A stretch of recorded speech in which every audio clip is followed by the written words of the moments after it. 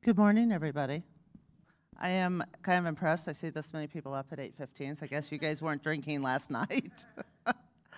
I'm also sad that there's that many people at this presentation because having to deal with this in your life is sometimes more than what most of us can handle.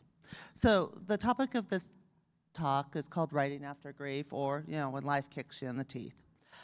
This is, normally where I sit here and tell you how important I am. I'm a writer, which I'm sure just shocks everybody. Okay? I've got a bunch of stories and stuff out. I even have a degree in psychology, and none of it has anything to do with why I'm here. I've been a friend, a daughter, a sister, a wife, and a widow.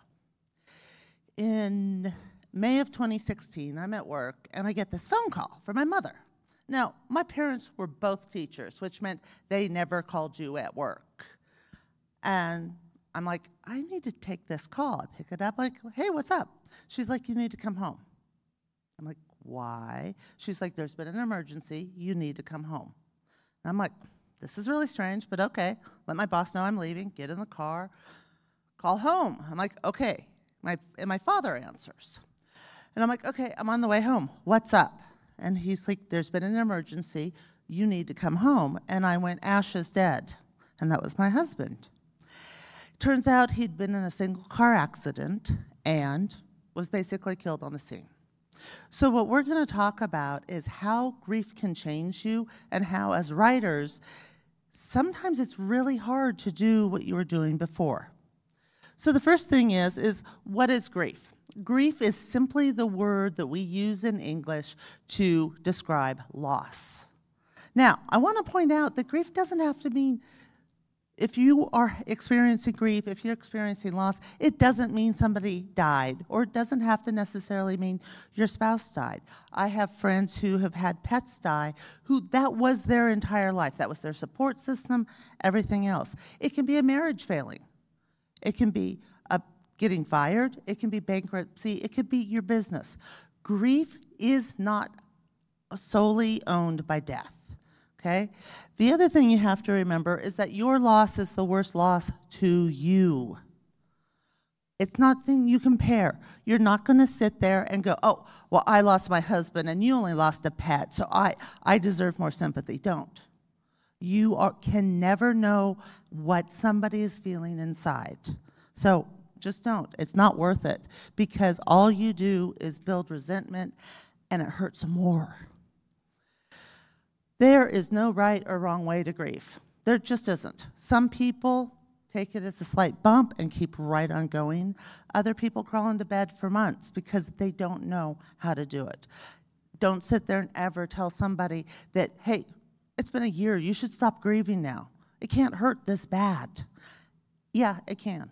It can hurt a lot. So when it comes to dealing with it, your way is the right way.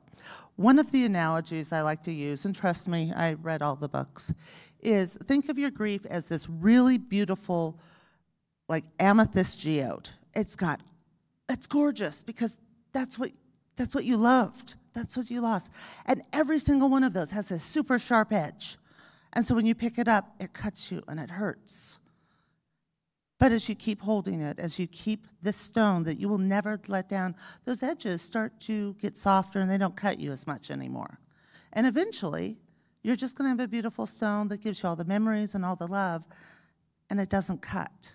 Now, it will happen. Someday you'll look at it, and all of a sudden you have pain lancing across you because you found a new edge.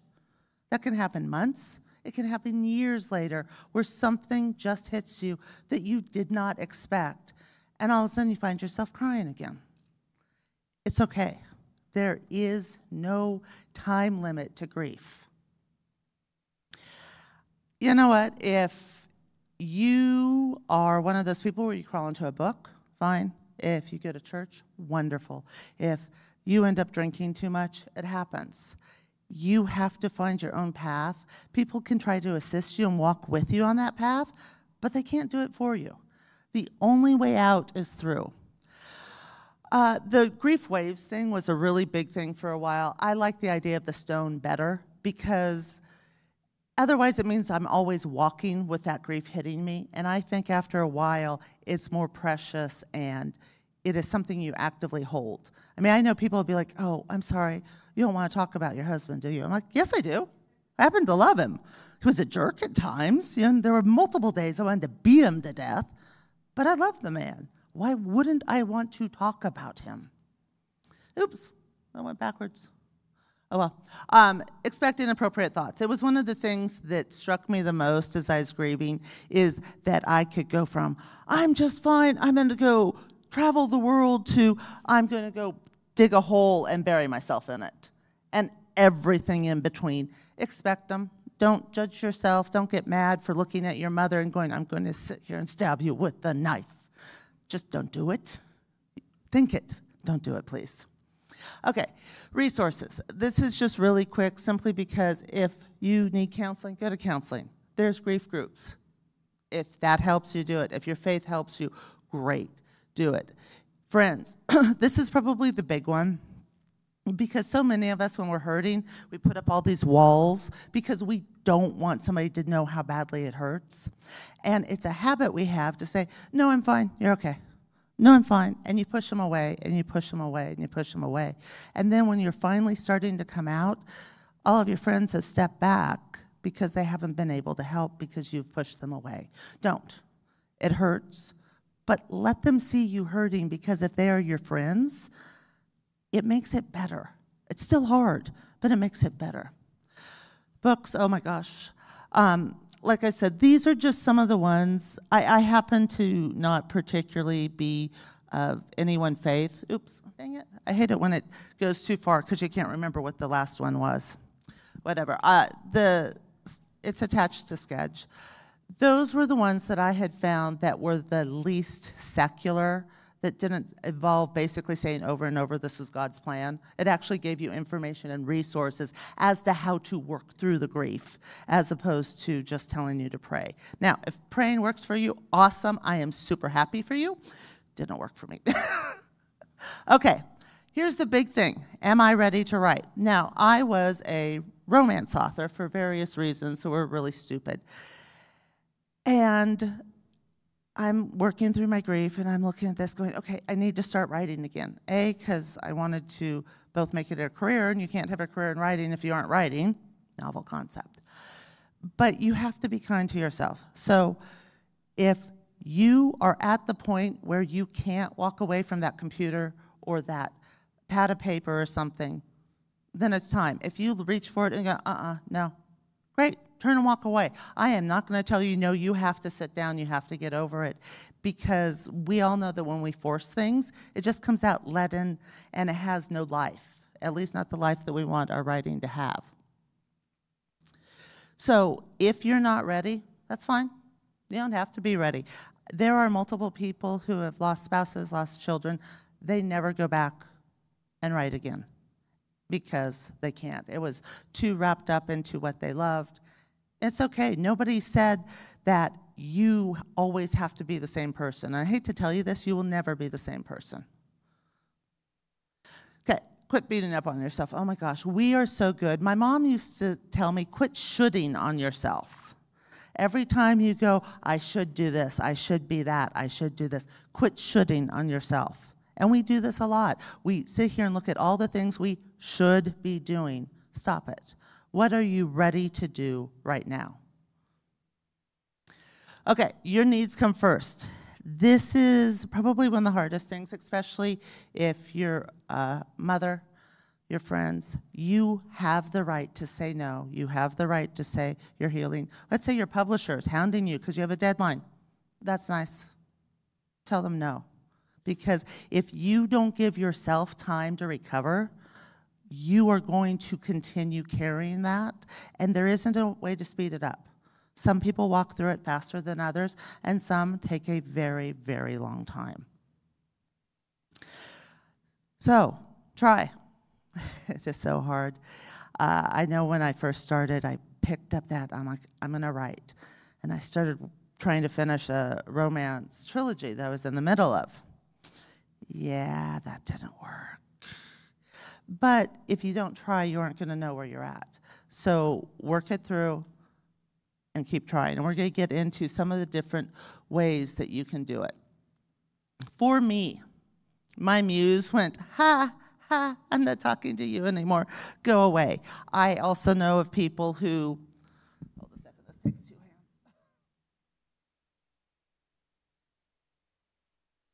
Who wrote the entire time they were grieving. I totally envy them. I wish I could have. That would have been a nice escape for me. It didn't work. I couldn't sink into the writing because all the other voices in my head were just way too loud. And your muse may take a while to come back, but there are some things you can do. Okay, yeah, romance writer. I often tell people that I used to write romance. I don't anymore. And note, I probably never really should have. If you go into my home library, I have 3,111 books. I think it's probably more. We haven't counted in a few years.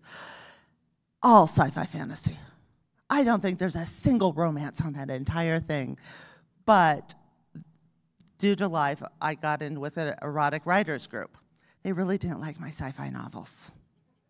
Can't imagine why. But I couldn't write romance. I write right now, I don't even have romance plot lines because I couldn't write somebody else's happy ending when mine was gone. And it took me a while to work through this and convince myself that I could change, that it was okay, that just because I had a few fans under that pen name, that I wasn't betraying anybody. And you're not. So for me, it always amuses me. My husband was my biggest cheerleader. He knew I could do this. He hated romance novels, would never read them. And he still supported me every step of the way. And so you sit down and you write something and you're like, oh, hey, take a look at, and they're not there. And there were many times I would do that, and I would literally have to step back and go, okay, this isn't working. I can't do this. And look, I knew this would happen. It's hard. It is so hard, especially when it was somebody like a spouse or a best friend or somebody that helped you become who you wanted to be, and you're turning around to show them, to tell them. I remember it had been 2 months since he died. I got the phone call that the novel I'd submitted had been a finalist in a contest. And I hung up, I'm like, oh, I gotta call him and tell him. Had to walk out of work and go sit outside and cry because he wasn't there to tell. And for me, this was the hardest part of all of it to get over, is how do you do this without somebody there? Oh yeah, that one.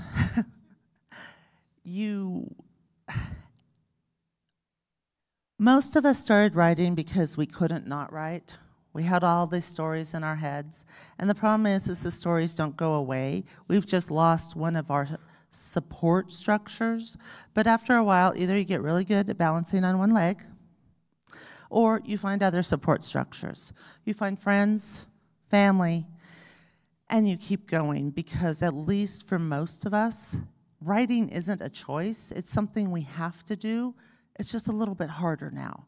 And it's harder because we started the journey with that extra support, and now it's gone.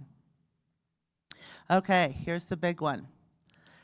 Your voice has changed. All of us know when they talk about the vague and mysterious writer's voice. I've had people who've read my novels go, oh my gosh, they sound exactly like you. And I'm like, I don't know if this is a good or a bad thing, but okay.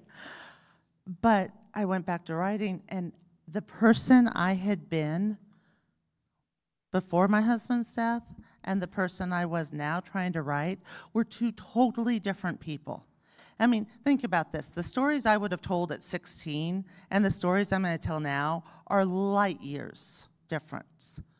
The same thing is going to happen, regardless of what your loss is. Maybe it's a failed business. Maybe it's a marriage that you worked so hard. Maybe it's a child. You are going to sit down and find out that the person who was telling the stories before and the person now are different. You will not let your readers down because of this. Don't ever let yourself say, oh, okay, I can't write anymore, or I'm going to change stuff. Tell your fans. I mean, most of them, well, I would hope most of them. Okay, if any of you have fans that aren't humans, please tell me, because I'd like to meet them. But your fans are human. Grief is one of the most universal feelings in the world, because there is nobody who has lived that hasn't experienced loss. So let them know. Explain it. If people start saying, hey, why is these stories different? Tell them. And it's okay. You may actually find that you get more fans because they understand what it's like to have changed. You can disguise the change.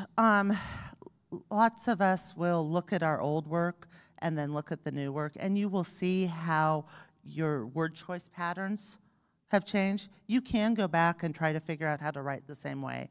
I didn't feel it was worth the effort. I kind of was getting into the point that I liked who I had become.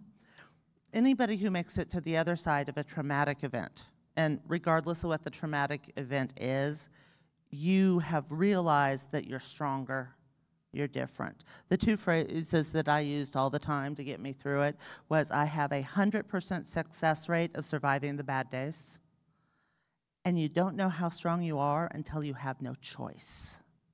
So when you're standing here, and it's a month, a year, a decade after that, you already can look back and look at everything that you have survived. Because you're standing there, so you know you survived it. Surviving it may have been curling up in your bed with the covers pulled over your head and bawling, but you still made it. So you can be what you want. One of the ways you can do this is change POV.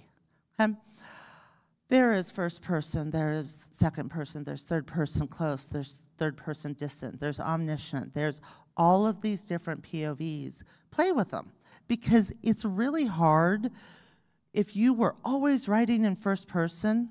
If you flip to a third person POV, it's going to hide a lot of the changes in you because it's a new way of writing. You can try it. I am not a huge fan of second person POV if it's not a choose your own adventure novel or a cookbook, but I've actually read a few books that were in second person that actually worked. I was really impressed. But try it. Write a short story in second person.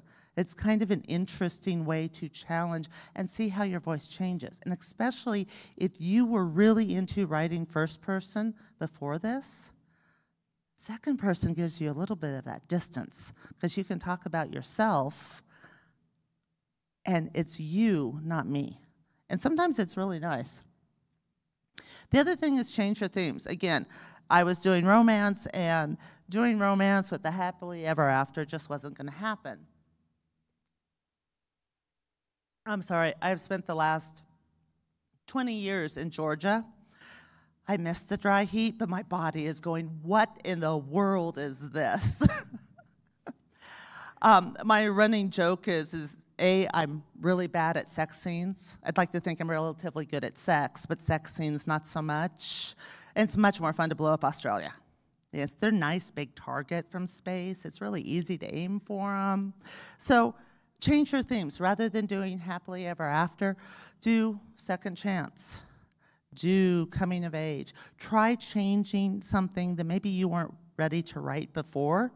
Try it.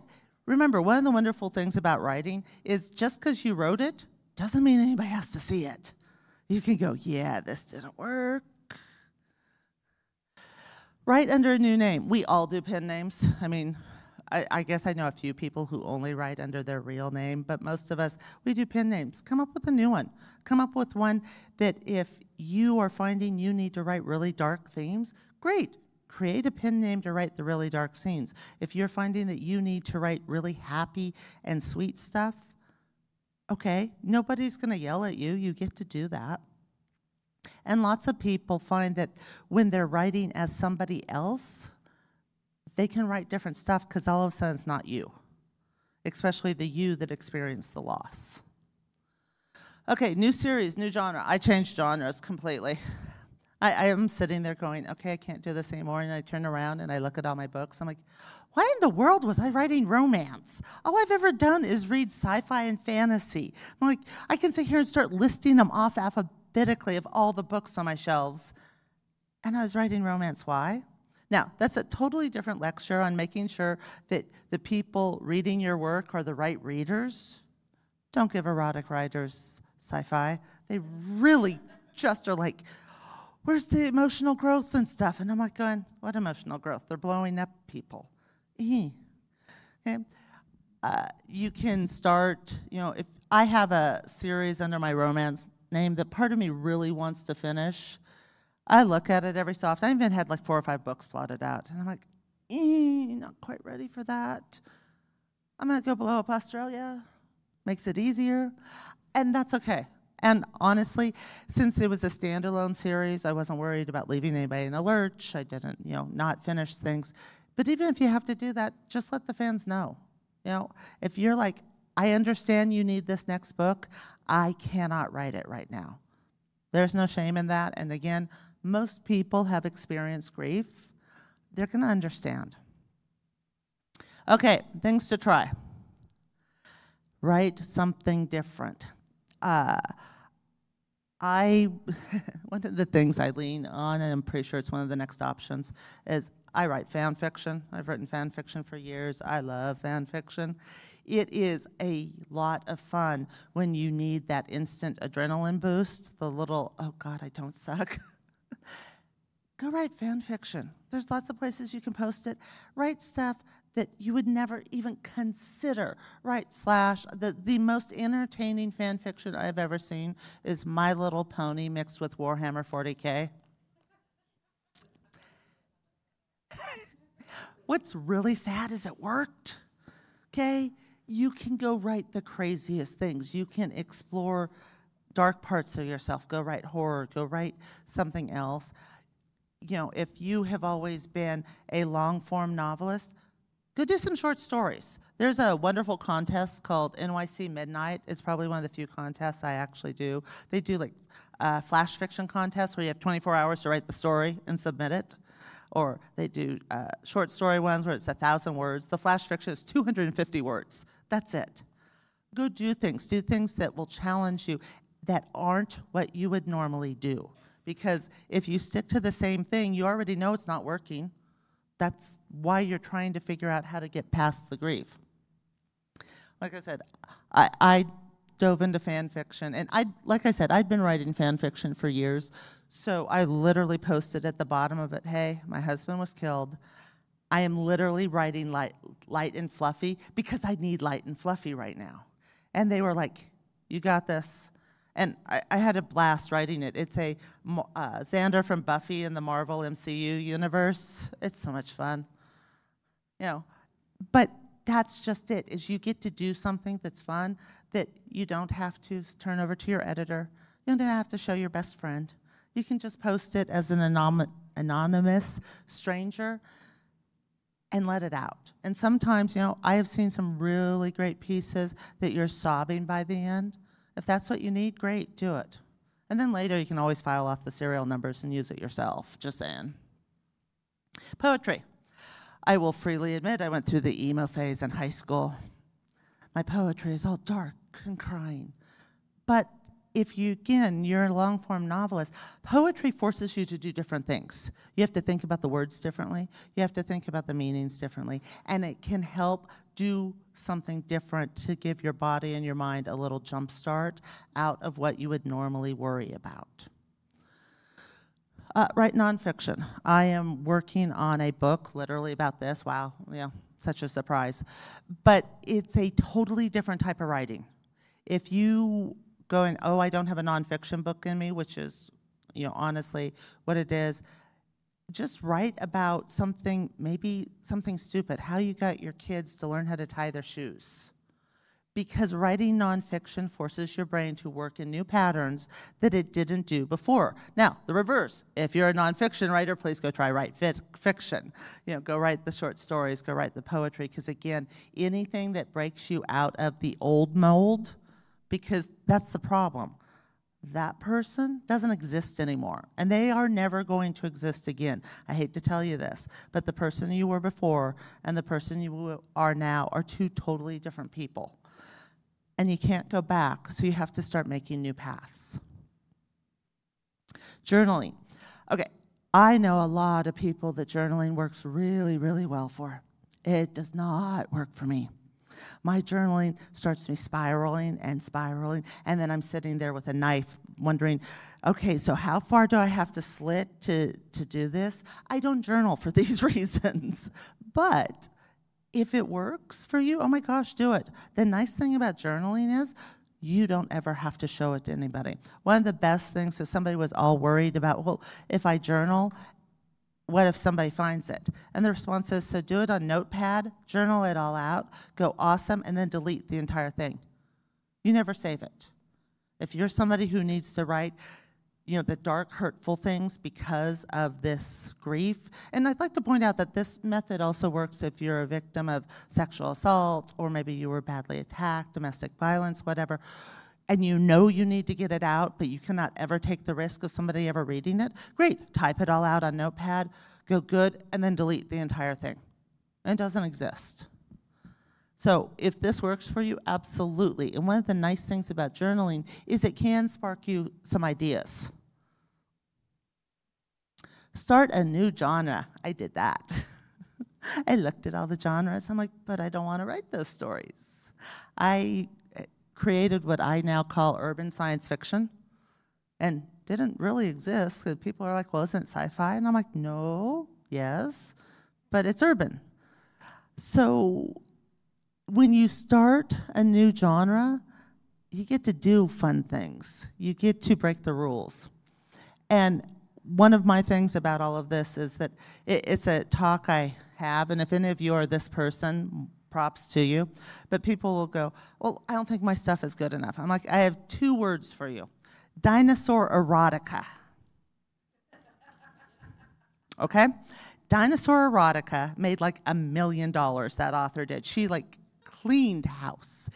If there were enough people to give an author $1 million with dinosaur erotica, trust me, there's an audience out there for you. And I am not saying her books were bad or anything else. I'm just saying that if that can make it, you are going to find the market for your books. Wish fulfillment. Oh, I did a lot of this. I am not a fan of what if or if only, because it's a really good way to drive yourself crazy. Or, if only I had stopped and asked him to do something before he left. If only I had called him. If only I had taken what he was telling me a little bit more seriously. Trust me, I went and I don't tend to delete text chains unless, they're, spammers. I went back, I'm reading the last couple texts we sent over and over again, and there's all this. If I called him when he sent that, if you will drive yourself crazy because all you do is look for ways you could have changed something. You cannot change it. Quit it, because it doesn't do you any good, and in the long run, it just hurts more, because all you start seeing is all of your failures that weren't failures. You couldn't have known what was about to happen, so quit acting like you could have. Now, I will say that I am extremely glad that the last thing I did was kiss him goodbye, because I left really early in the morning to get to work, because my work was way, way, way far away, commutes suck. So I'd given him the normal morning kiss before I left. And the last couple texts were, how about red beans and rice for dinner? And he's like, yeah, I don't know, I'm kind of nauseous. I said, okay, well, we'll see when we get home. And then I'm like, and I want margarita and Mexican for Cinco de Mayo, which was going to be a few days later. And he never responded. I didn't think anything about it. Okay, whatever. Until I realized that by the time I sent that text, he had already been dead. And the number of times I looked at, oh, he was nauseous. Maybe I should have called him. Maybe. Don't. But wish fulfillment is fun if you do it in a healthy way. Write the fun stories like, I wish I was a princess. I wish I had the power to fly. I wish I had the power to raise the dead. By the way, don't ever do that at every single D&D campaign we've run where you do that. It never ends well, ever. Yeah, yeah, no, too many things. But it's another way for you to get past and get back into who you are now as opposed to who you were. Micro goals. Oh, I loved micro goals. Okay, I am relatively prolific. My goal tends to be about 5,000 words a day. If you are really, you're like, I need to write, I gotta get back into do this, I can't, it isn't working, do a micro goal. I'd also like to point out that normally I sit in my office and don't talk to anybody for weeks. So I've done more talking this week than I normally do in a month. Tell yourself you have to write one sentence. One. By the way, the world's shortest sentence, 2 words, Jesus wept. You have to write one sentence. Try writing for 5 minutes. Try sitting down, opening up a document and giving it a name. Set yourself these little teeny tiny goals because every time you achieve one of them, you're like, oh, okay, I did that. Yesterday I wrote a sentence. Tomorrow, try to write 2 sentences. Don't expect yourself to be able to sit back down and write 2,000 or 3,000 words a day. You might be able to, and if you can, awesome, good for you. If you can't, do the teeny tiny goals. I am going to create a character today. Don't expect yourself to be able to just jump back right to where you were, especially in terms of productivity and how you do things. One of my favorite ways of doing characters is shock or D&D. I love giving everybody, even if it has nothing to do with it, I still give them a strength, a charisma, a constitution check, because I can look at those numbers and instantly know how healthy or what strong they are. Do little things that give you the energy to continue going. Wow, I went faster than I thought. I was really scared that I wasn't going to be able to do this fast enough, because I'm like, 45 minutes? Last time it was an hour. I also skipped a lot of the grief stuff because this is a writing conference, so therefore we actually want to talk about how do you write. One of the things that you need to think about is that writing is fun. Dean Wesley Smith always says, I get to tell lies for a living. You can tell the lies that make you happier in fiction. Don't do it with nonfiction, they then call you out on it, but you know, tell the lies that make you happier. Try things that get you out of who you were, and that's the hardest part, is the writer I was isn't the writer I am today, and I'm actually a better writer today. I've had to make new friends. I call my life before and after, and I think Ashley and like one other friend are the only people in my life now that had ever met my husband. And sometimes that's really hard because even to this day, I sometimes want to turn around and tell him something, and I can't. But the person now is making way more money than I ever thought I would when I was back, you know, going, hey, somebody bought my book, I made $1 today. I have friends because I had to make them because, again, you've lost that support structure. You can always turn almost anything into a strength if you really have the need to. I have no issue talking about my husband, but I also have lots of people who don't even realize I was ever married. Now, I will freely admit I hate the question, are you single? Because I'm like, maybe, kind of, sort of. And it's been 7 years. He was killed 10 days before our 10-year wedding anniversary, and we were getting ready to leave on a cross-country trip. We were going to drive from Atlanta, Georgia to Vegas, and then drive back. He'd never seen the Grand Canyon. He'd never been over the Mississippi. We were going to do all this stuff. But the person here today has survived all of that. I have also survived losing both my mother and father while I had them in hospice at home. I will say watching my father die was probably one of the hardest things I've ever done. I have, at this point, buried every single friend I had in high school. I have buried 2 beta readers, which was really harsh. I'm like, quit dying on me, people. I am so good at death, it's kind of sad. But at the same time, I have a 100% success rate of surviving the bad days And you do too. Because if you're standing here, you've survived them, and they're really hard to survive sometimes. Wow, I have like a whole 10 minutes. Okay, does anybody have any questions? Yes.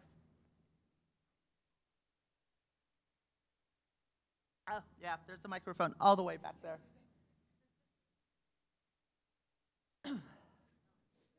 Yeah, way back there.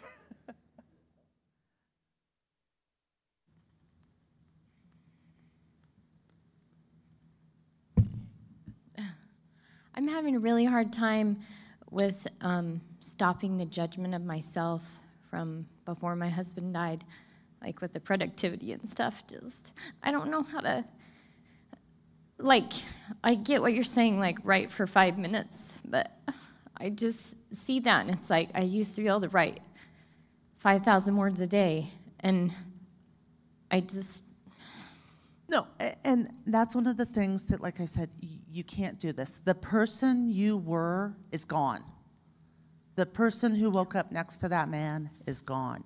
And it's okay, because you are going to have to figure out who this new person is. The micro goals and stuff will help, but quit judging yourself. One of the worst things that I had to learn the hard way is all the inappropriate sex thoughts I had. You know, I'm a widow. I'm like, oh, I could just jump in bed with him. What if I just jump in bed with him? Because I didn't have a reason not to anymore. I wasn't married. That didn't mean I did. It just meant that you have all of these thoughts, the judgments. Quit shoulding on yourself. Seriously, quit shoulding on yourself, because there is no should. Do what you can do now, because in the future you may be able to do even more. So don't sit there and go, oh, I should be able to do this, especially if your loss is recent. It took me, I started my first sci-fi series a full year after he died. And the only writing I had done in between is I have a set of novellas called Suddenly Single, where every single character was a widow or widower, because I needed to try to convince myself that just because he was dead didn't mean I was dead. You can do the same thing. Don't think that you have to be writing that much right now, or do the type of writing that's maybe fun and isn't so production oriented. Oh my gosh, Vegas. Write the fan fiction. And I'm serious, take the series you love the most and go write stuff that's just fun, that makes you snicker, that makes you cry, because that isn't stuff that you then have to say, oh, this is good enough for other people to read. It doesn't matter. And if it can make you smile, or stuff you may look down and realize, oh my gosh, I've just written 3,000 words, and it gives you hope that you will be able to get back to who you were. So don't quit shooting on yourself, because I think it's partly too because it's like everybody asks me, they're like, oh, are you working on another book, or when's your next book coming out? And you know, people, I have an assistant that's helped me keep my newsletter going. It's been 1.5 years for me since my husband died, and so it's that expectation, and it's like, I don't want to let him down, but I don't want to write romance either. no, be honest with them. Let them know that right now your writing journey is on hiatus until you're ready to write again after losing your husband. And be blunt. I mean, we as American society specifically, we avoid death like it's taboo. Don't avoid talking about it. Every single one of us, unless you're the first person to die, you're going to lose somebody at some point. Be blunt. Say, hey, I'm taking a hiatus right now until I feel like I'm ready to write. I'm still grieving. And that's okay. There is no time limit on grief. I wish there was. Oh my gosh, I wish I could have said after 6 months, okay, I'm done grieving. I feel better now. Yeah, it didn't work that way. In many ways, the second year was the hardest, because the second year, everybody expects you to be done grieving. You're not. And people are surprised when you are like suddenly, oh, you know what? And you break down into tears. The hardest thing for me to do, believe it or not, was grocery shopping. He loved doing all the coupons, figuring out what we were going to get. And I'd be walking through the grocery store by myself with the coupons and be trying not to break down into tears. Quit shooting on yourself. Thank you. Yeah, I was coming up here to say the second year was the hardest.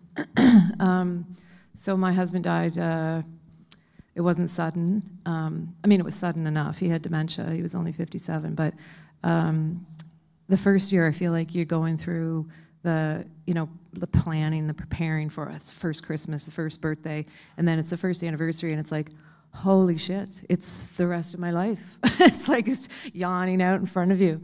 And I think I felt was more productive in that first year. Second year, I could do nothing. I'm starting maybe to get my mojo back a little bit, but I'm not. I found it very difficult to write. I've written a little bit, but.